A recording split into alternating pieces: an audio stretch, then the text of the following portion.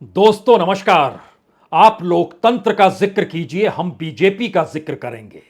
आप संसद का जिक्र कीजिए, संविधान का जिक्र कीजिए, हम आरएसएस और उसकी विचारधारा का जिक्र करेंगे। आप इस देश के ढहते हुए संस्थानों का जिक्र कर लीजिए, लेकिन हम तो आरएसएस से निकले हुए स्वयंसेवकों की कतार और बीजेपी के कार्यकर्ताओं का जिक्र करेंगे। आप आवाज लगा सकते हैं कि इस देश के भीतर में तानाशाही है, लेकिन हम तो इस बात का जिक्र करेंगे कि बीजेपी कहां से चली थी और कहां आकर खड़ी हो गई। ये व्यंग नहीं है, ये मौजूदा वक्त में बीजेपी और आरएसएस के भीतर जो लोग मशक्कत कर रहे हैं उनके भीतर की यह आवाज है। चिंता उन्हें बीजेपी की है और आरएसएस की है। इस देश की तमाम पॉलिटिकल पार्टीज जो विपक्ष में खड़ी है वो लोकतंत्र का जिक्र करे, संविधान का जिक्र करे, संस्थानों का जिक्र करे, या फिर इस दौर में स्वतंत्रता और आजादी और तानाशाही का भी जिक्र कर ले। लेकिन पहली बार बीजेपी और आरएसएस के भीतर एक बड़ी कतार यह सोचने को मजबूर है कि बीजेपी है कहां पर, खास तौर से उस वक्त जब इस देश में नरेंद्र मोदी की सत्ता है, साथ में और दूसरा कोई नहीं अमित शाह की मौजूदगी है। लेकिन बीजेपी है कहां पर? राज्य दर राज्य बीजेपी का प्रभाव घट रहा है। तमाम जगहों पर संगठन का मतलब अगर सिर्फ कार्यकर्ताओं की संख्या भर है तो बीजेपी फल फूल रही है, लेकिन कहीं किसी नेता का महत्व, और वह भी जमीनी नेता का जिसका प्रभाव राजनीतिक तौर पर लोगों के बीच होता हो, वह गायब कर दिया गया है। इस दौर में विचारधारा बेमानी सी हो गई है। अगर राज्य दर राज्य परखते चले जाइएगा तो बीजेपी की ऐसी स्थिति 1984 में भी नहीं थी। 1984 जब बीजेपी ने पहला चुनाव लड़ा था और सिर्फ 2 सीट मिली थी, 7.5% वोट मिले थे, बावजूद इसके वह दूसरे नंबर की पार्टी थी। कांग्रेस को 49% वोट मिले और 404 सीट मिली, और बीजेपी को 7.5% वोट में सिर्फ 2 सीटें मिली थी। सीपीएम भी आगे थी, टीडीपी भी आगे थी, एआईडीएमके भी आगे थी, इंडिपेंडेंट्स भी आगे थे, सिर्फ 2 सीट। बावजूद इसके राज्यवार अगर बीजेपी की स्थिति को 1984 में भी परख लीजिए तो उस समय नेताओं की कतार जो उत्तर प्रदेश के भीतर थी, जो बिहार के भीतर थी, जो उस दौर में मध्य प्रदेश के भीतर थी, राजस्थान में थी, जो पंजाब में खड़े हो रहे थे, जो उस दौर में महाराष्ट्र के भीतर अपनी मौजूदगी का एहसास कराने लगे थे, अगर इन तमाम राज्यों को परखते चले जाइएगा तो मौजूदा वक्त में आपका हाथ बिल्कुल खाली होगा, क्योंकि बीजेपी इन तमाम जगहों से खत्म होती चली जा रही है। बीजेपी जिन राज्यों में है वह दिल्ली के भरोसे है, दिल्ली के नेताओं के चेहरे के आसरे है, उनके केंद्रीय एजेंसियों की ताकत के आसरे है, लेकिन बीजेपी कहीं नहीं है। और ऐसे में अगर दिसंबर के चुनाव में एक के बाद एक 4 राज्यों में बीजेपी कहीं नहीं टिकती है तो जो बीजेपी के भीतर की खामोशी है वह फूट पड़ेगी, और उसके बाद बीजेपी में जो घमासान मचेगा वो शायद 2024 के अप्रैल और मई के महीने का इंतजार ना करे। ऐसी परिस्थिति में बीजेपी तो कहीं नहीं थी, तो क्या वाकई बीजेपी अंदर से खोखली हो गई है? दिखाने के लिए पैसा खूब है, बताने के लिए इस दौर में कार्यकर्ताओं की बड़ी कतार है, लेकिन क्या बीजेपी किसी भी राज्य में अपनी मौजूदगी का एहसास यह कहकर करा सकती है कि वहां पर जो नेता हैं उनकी जमीनी ताकत बड़ी जबरदस्त है, उनके पास आरएसएस की विचारधारा है, वो बीजेपी की जमीन से निकले हैं और राजनीति को साध रहे हैं? या फिर इन दोनों तीनों परिस्थितियों से हटकर दिसंबर इसलिए महत्वपूर्ण है, कांग्रेस भी इंतजार कर रही है। दिसंबर आते आते जब 3-4 राज्य राजस्थान, मध्य प्रदेश, छत्तीसगढ़ और तेलंगाना के चुनाव हो चले होंगे तो उसके बाद बीजेपी के भीतर जो घमासान मचेगा वो या तो बीजेपी को तोड़ देगा या फिर कांग्रेस को इतनी मजबूत परिस्थिति में लाकर खड़ा कर देगा जहां पर समूचा विपक्ष तो दूर, बीजेपी के भीतर भी जिनकी जिंदगी सिर्फ चुनाव और राजनीति के इर्द गिर्द रहती है, वह भी कहीं ना कहीं वहां पर भी हड़कंप मच जाएगी। राज्य दर राज्य हमें लगता है आज इन परिस्थिति को समझने की जरूरत है, जहां पर बीजेपी का कोई नेता इस तरीके का जिक्र करे जिसका जिक्र हम कर गए हैं। और इस दौर में जब मोदी और शाह की सत्ता है तो बीजेपी के पास बचा क्या है? शायद इससे बड़ा बलंडर किसी दौर में नहीं हुआ था, और शायद बीजेपी इतनी अकेली और इतनी खोखली इससे पहले कभी थी भी नहीं। आप दो चार नाम ले सकते हैं, जिसमें आप नरेंद्र मोदी का नाम लेंगे, अमित शाह का नाम लेंगे, हो सकता है जेपी नड्डा भी आपकी जुबान पर आ जाए, लेकिन उसके बाद आपके भीतर सवाल होगा, क्या उत्तर प्रदेश से एक लंबे अरसे तक राजनीतिक जमी को बिछाने और खड़ा करने वाले राजनाथ सिंह कहीं के नहीं हैं? महाराष्ट्र के भीतर नितिन गडकरी ने जिस सियासत को साधा और जिस तरीके से बीजेपी को खड़ा किया वहां पर, क्या उनकी कोई मौजूदगी वहां पर नहीं है? येदियुरप्पा कर्नाटक से किस तरीके से बाहर किए गए, यह किसी से छुपा हुआ नहीं है। क्या उत्तर प्रदेश, बिहार में कोई नेता, और बिहार के भीतर कौन सा नेता है? सम्राट चौधरी। यानी दूसरी तरफ नेताओं की एक लंबी फहरिस्त आपको नजर आ सकती है। वो सुशील मोदी का आप जिक्र कर लीजिए, रविशंकर प्रसाद का जिक्र कर लीजिए, या फिर कोई भी नाम ले लीजिए जो आरएसएस से निकले हों, जो बीजेपी के साथ जमी पर राजनीतिक तौर पर मजबूत करने की दिशा में संघर्ष करते हुए निकले हों। उत्तर प्रदेश का जिक्र है, बिहार का जिक्र है, महाराष्ट्र के भीतर का भी जिक्र है। आपके जहन में देवेंद्र फडणवीस एक नाम आएगा, लेकिन देवेंद्र फडणवीस वो किससे मजबूत हैं और किससे कमजोर हैं? पद के लिहाज से उनके पास एकनाथ शिंदे के पीछे खड़ा होना है, और अब तो अजीत पवार भी आगे आकर खड़े हो चले हैं, क्योंकि उनके पास महत्वपूर्ण विभाग है। तो महाराष्ट्र भी आपके हाथ में नहीं है, बिहार और यूपी बटे, उत्तराखंड और झारखंड बना, लेकिन यहां पर भी आपकी मौजूदगी उन नेताओं के आश्रय नहीं है जिनकी पहचान हुआ करती थी। आप पोखरियाल को याद कर रहे हैं, खंडूरी को याद कर रहे हैं, तो भूल जाइए, आपके पास वह भी नहीं है। आप झारखंड के भीतर किसे याद करेंगे? झारखंड में कोई ताकतवर शख्स आपको नजर आता है जो बीजेपी की राजनीति को मजबूत कर सके? आप थक हार कर दोबारा बाबूलाल मरांडी के पास पहुंच गए, जिनको साजिशों के तहत किसी दूसरे ने नहीं, बीजेपी ने ही दरकिनार किया था। और उसके बाद एक लंबी कतार बीजेपी के साथ रही और रघुवर दास मुख्यमंत्री बना दिए गए दिल्ली के इशारे पर। ठीक वैसे ही जैसे हरियाणा के भीतर आपके पास बीजेपी के पास कौन सा मजबूत शख्स है? क्या वहां पर खट्टर की मौजूदगी राजनीतिक ताकत देती है, या महज एक चेहरा भर है? यह कौन सी स्थिति है जिसमें किसी भी राज्य को परखते चले जाइएगा तो सवाल उठते चले जाएंगे। राजस्थान के भीतर घंटों भर बैठक वसुंधरा राजे सिंधिया के साथ कोई दूसरा नहीं, बीजेपी के अध्यक्ष जेपी नड्डा करते हैं। उससे पहले बीएल संतोष उन्हें समझाते रहते हैं, लेकिन वसुंधरा कहती है तय तो कीजिए, कुछ बताइए तो, और आप गुटबाजी पर भाषण देते हैं, गुटबाजी पर चर्चा करते हैं कि इसे थाम दिया जाए, सब थम जाएगा, लेकिन तय तो कीजिए। तो क्या इस दौर में मोदी और अमित शाह ने बीजेपी को अंदर से खोखला बना दिया? सिर्फ इस भरोसे जीते रहे कि 4 राज्यों में सरकारें हैं। एक नाम गुजरात का, और गुजरात के भीतर में नेताओं की फहरिस्त आपके सामने कोई नहीं बचेगा। यहां तक कि जो सीआर पाटिल हैं वह भी महाराष्ट्र से आते हैं, जलगांव में जन्म हुआ, सूरत पुलिस में नौकरी करते थे, वहां से सस्पेंड हुए, उसके बाद भी कई आरोप लगाए, लेकिन आज की तारीख में वह अध्यक्ष है। यानी गुजरात की अपना मॉडल, गुजरात की अपनी धारा महाराष्ट्र के हाथों में सौंपी गई है, जो सीआर पाटिल हैं। तो क्या वहां पर भी नकेल कसने की कोशिश गुजरात से निकले हुए दिल्ली पहुंचे नेताओं की हो चली है? दूसरा मॉडल उत्तर प्रदेश के भीतर का है, जो किसी के इर्द गिर्द नहीं, योगी आदित्यनाथ के इर्द गिर्द घुमड़ता है, जो यूपी से नहीं निकले, बल्कि जिनकी पहचान उत्तराखंड के भीतर से निकलने की हुई, और वो गोरखपुर मॉडल से निकले हैं, जहां पर आरएसएस का साथ मिला। आरएसएस ने उन्हें साथ दिया क्योंकि अयोध्या का रास्ता बनाना था। बीजेपी शिथिल पड़ गई थी, सब सियासत साधने में लगे थे। वहां से योगी आदित्यनाथ परवान चढ़ते हैं, लेकिन फिर वही सवाल, वह आरएसएस के नहीं है, वह हिंदू महासभा के हैं।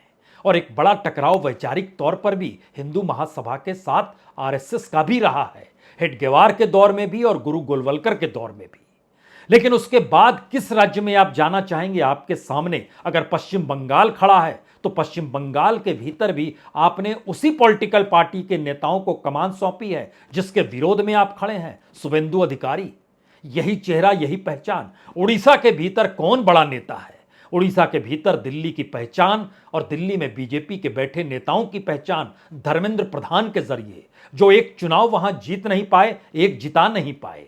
वो कौन सी स्थिति है कि उड़ीसा में बीजेपी कहीं नहीं है, बंगाल में कहीं नहीं है, झारखंड के बीच आपका कोई नेता चेहरा नजर नहीं आता है, बिहार में नजर नहीं आता है, यूपी में आपकी पुरानी कैडर खत्म हो गई, नए कैडर में जिसे खड़ा किया जा रहा है उसमें सब कोई योगी मॉडल के इर्द गिर्द चलना चाहते हैं। राजस्थान के भीतर वसुंधरा को आपने छोड़ना चाहते हैं। छत्तीसगढ़ में रमन सिंह से दरकिनार कर लिया गया, लेकिन कोई चेहरा क्या आप उभार पाए? मध्य प्रदेश के भीतर आप चेक एंड बैलेंस खेलने लगे और ले आए ज्योतिरादित्य सिंधिया को। वहां नहीं चला तो अब पहली बार नरेंद्र सिंह तोमर को लेकर आए हैं, जो मुरैना से आते हैं, और ये बताने की कोशिश है कि देखिए इनकी पहुंच पकड़ जबरदस्त है खेतिहर किसानों के बीच में, जहां पर मध्य प्रदेश के किसान निकल कर दिल्ली पहुंचे थे और वो आवाज और नारे लग रहे थे तोमर के खिलाफ भी। उन्हें संयोजक बना दिया गया, ये जानते समझते हुए कि अश्वनी वैष्णव तो सिर्फ एक व्यवस्था करने वाले शख्स हैं।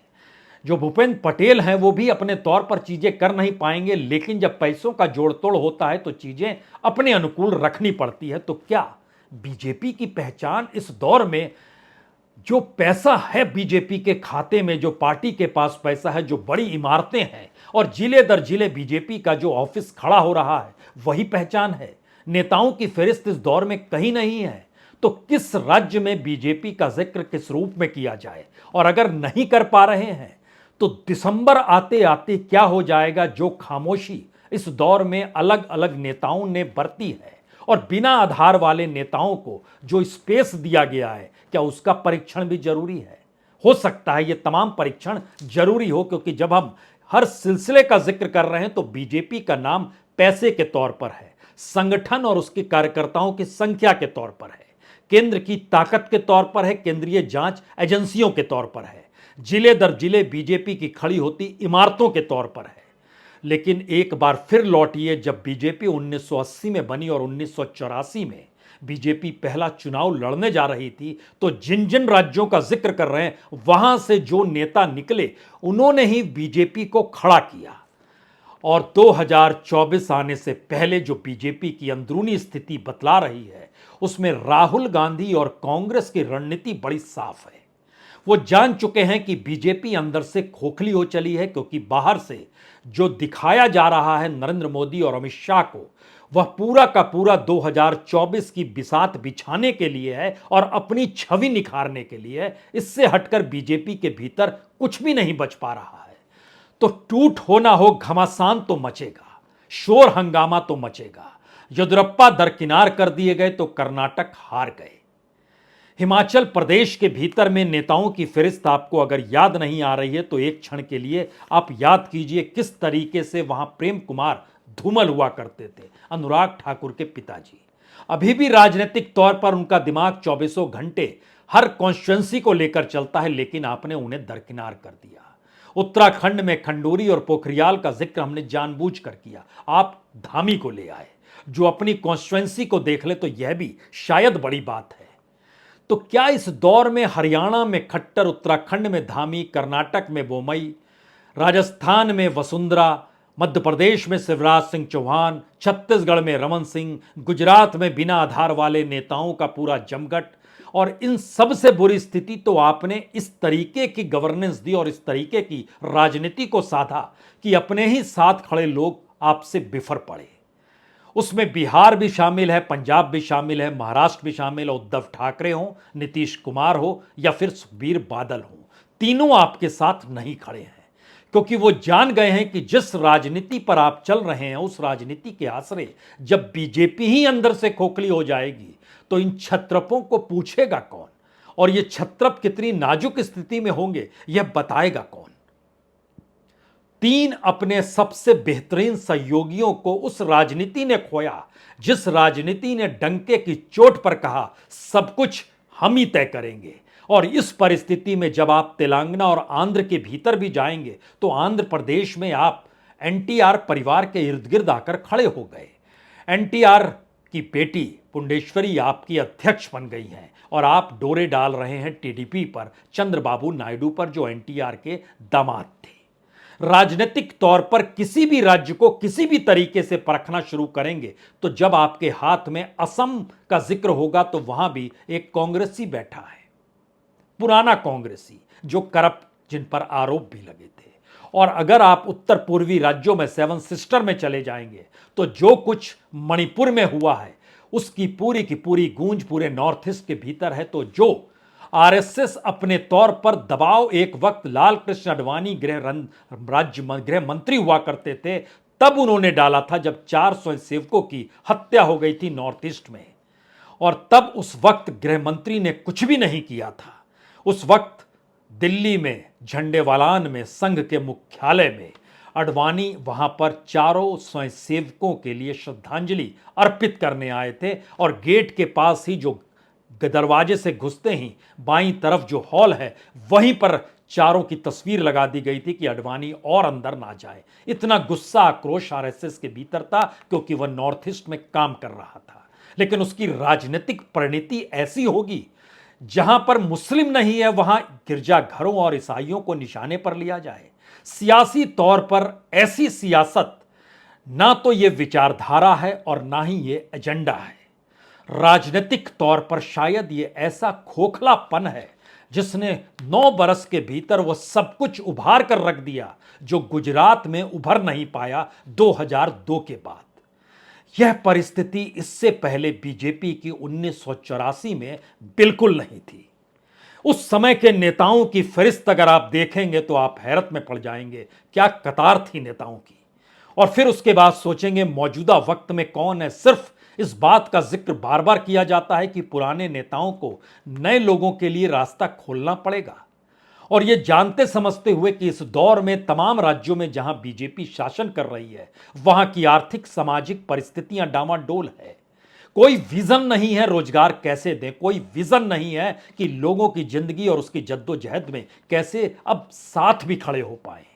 यह एक ऐसी परिस्थिति है जिसमें सिवाय अब साम दाम दंडभेद नहीं है।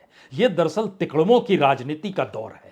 और शायद इसीलिए कांग्रेस पहली बार समझ गई कि दरअसल यह राजनीति ज्यादा वक्त तक चलेगी नहीं।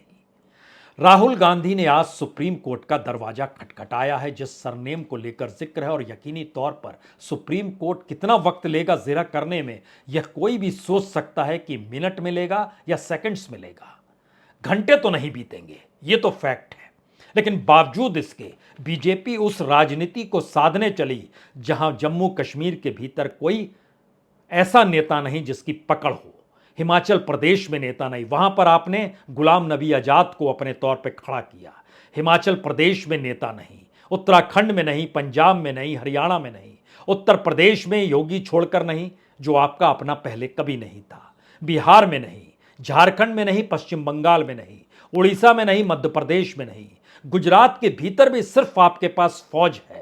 अगर ये सारी परिस्थिति को एक क्षण के लिए परखते चले जाइए और एक एक चीज पर गौर कीजिए, राजनाथ सिंह क्या थे उत्तर प्रदेश में, और जब उसके बाद आप परखना शुरू करेंगे तो वो कौन सी स्थिति है जिसमें आरएसएस कैडर बंगाल में घुस रहा था, बजरंग दल से लेकर आरएसएस उड़ीसा में जाना चाह रहा था, तेलंगाना के बीच आदिवासी संघ और अपने तौर पर आरएसएस वहां पर धीरे धीरे इंटर कर रहा था, आंध्र प्रदेश में उसकी एंट्री हो रही थी। सब कुछ धरा का धरा उस राजनीति ने कर दिया, जिस राजनीति ने मैसेज एक ही दिया, हम हैं तो बीजेपी है, हम हैं तो आरएसएस है। और शायद इसकी गूंज और इसकी आवाज अभी तक इसलिए नहीं सुनाई दी क्योंकि जो नेता चुनाव जिता देता है, और नेता चुनाव जिताए या ना जिताए, इस दौर में तो सब जगह हराया ही है, बावजूद इसके जो नेता चुनाव जिताता है और उसका जो प्रोपेगेंडा अपने तौर पर चलता है, उसके आगोश में बीजेपी भी सो गई है। आरएसएस के भीतर भी मदहोशी छाई हुई है और इसे पहली बार कांग्रेस ने पकड़ लिया है। वो जान गई है कि अब जिन राज्यों में चुनाव होना है वहां पर मोदी का चेहरा या मोदी के भाषणों के आश्रय जनता साथ खड़ी नहीं होगी। आपको सिर्फ एक काम करना है कि वहां के स्थानीय मुद्दों को उठा देना है, और स्थानीय मुद्दे जैसे ही उठते हैं वहां पर स्थानीय तौर पर जो नेता होते हैं उनकी तरफ लोग देखने लगते हैं। और राजस्थान हो, छत्तीसगढ़ हो, मध्य प्रदेश हो या फिर तेलंगाना हो, इन तमाम जगहों पर बीजेपी स्थानीय मुद्दों के आश्रय खड़ी हो नहीं सकती है, उसके पास दो ही शब्द होंगे, एक प्रधानमंत्री मोदी का चेहरा और दूसरा डबल इंजन। इन दो शब्दों के अलावे वो कुछ कह पाने की स्थिति में होगी नहीं। तो क्या वाकई ऐसी स्थिति आ गई है बीजेपी के भीतर जिसमें दिसंबर के बाद बीजेपी में क्या कुछ हो सकता है? यह सिर्फ एक संकेत मौजूदा वक्त में मिल रहे हैं और कांग्रेस इस बात को समझ रही है, इसलिए उसने खुले दिल से अब उस राजनीति को साधना शुरू कर दिया है जहां पे समूचे विपक्ष को एकजुट किया जाए, एक साथ किया जाए।